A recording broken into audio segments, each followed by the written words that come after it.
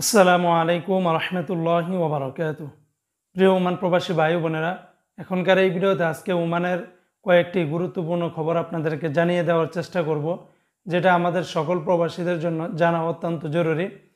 বন্ধুরা, আজকে ওমানের জাতীয় গণমাধ্যমগুলোর ভিতরে যেমন টাইমস অফ ওমানে কয়েকটি নিউজ প্রকাশিত করা হয়েছে।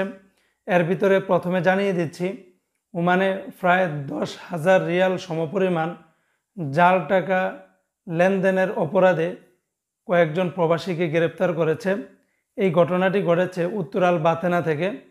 এই নিউজে স্পষ্ট আকারে বলা হয়েছে, মানে বিভিন্ন আরব দেশের নাগরিক, এটা বিভিন্ন দেশের হতে পারে, মিশরীয় হতে পারে বা অন্য দেশের হতে পারে, যে কোনো আরব দেশেরও হতে পারে।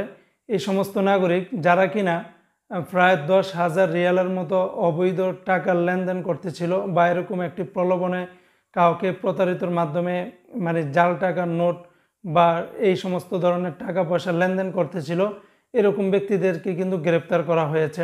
তো যারা আমাদের প্রবাসী ভাইরা আছেন, আপনারা কারো কথা এরকম লোভে পড়ে কারোর সাথে অবৈধভাবে টাকা পয়সা লেনদেন করার চেষ্টা করবেন না, হয়তোবা এটাও তাদের জাল টাকার নোটের ভিতরে হতে পারে। অপরদিকে ওমানে আরেকটি নিউজ প্রকাশিত করা হয়েছে টাইমস অফ ওমানে, যেখানে বলা হয়েছে ওমানে বর্তমানে আরেকটি নতুন করে প্রতারণার ফাঁদ পেতেছে কিছু হ্যাকার চক্র গোষ্ঠীরা, যেখানে ওমানের যেই শ্রোতা বাহিনী রয়েছে, যে পুলিশ বাহিনী রয়েছে, তাদের অফিসিয়াল সাইট থেকেও কিন্তু নোটিশ আকারে বিজ্ঞপ্তি দেওয়া হয়েছে যে ওমানে বিভিন্ন ব্যাংকের নামে, এর আগেও কিন্তু আমরা আপনাদেরকে সতর্ক করিয়েছি, অনেকে ইমোতে, হোয়াটসঅ্যাপে, ফেসবুকে, বিভিন্ন সাইটে তারা আপনাদেরকে নক করবে এবং নক করে বলবে যে ব্যাংক থেকে আপনাদেরকে হাজার হাজার বা লাখ লাখ রিয়াল আপনাদেরকে লোন দিবে।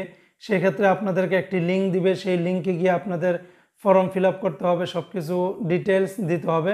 তবে সত্যিকার অর্থে এটা কোনো ব্যাংকের থেকে এই সমস্ত কাজগুলো করা হয় না, এটা কিছু প্রতারক চক্র, কিছু হ্যাকার চক্র এই কাজগুলো করে থাকে। পরবর্তীতে আপনাদের কাছ থেকে ডিটেলসগুলো নিয়ে আপনাদের অ্যাকাউন্ট থেকে তারা টাকা পয়সা হাতিয়ে নিয়ে যায়। তাই তারা এই সমস্ত যত ধরনের লিঙ্ক থেকে আপনাদেরকে কোনো ধরনের প্রলোভন দেখাবে, আপনারা কখনো এগুলাতে ক্লিক করবেন না। আর আরেকটা কথা মনে রাখবেন, কখনো ওমানের কোনো অফিসিয়াল সাইটগুলো কখনো আপনাদেরকে হোয়াটসঅ্যাপে বা ইমোতে বা ভয়েস কলে এরকম কখনোই সেবা দিবে না। সরাসরি আপনারা ওই সমস্ত ব্যাংকে যাবেন, ওই সমস্ত প্রতিষ্ঠানে যাবেন, তারপরে সেখান থেকে সেবাগুলি গ্রহণ করবেন। তো বন্ধুরা, এই ছিল আপডেটটি। ইনশাআল্লাহ পরবর্তীতে আবার কোনো আপডেট নিয়ে হাজির হব। আসসালামু আলাইকুম রহমতুল্লাহ।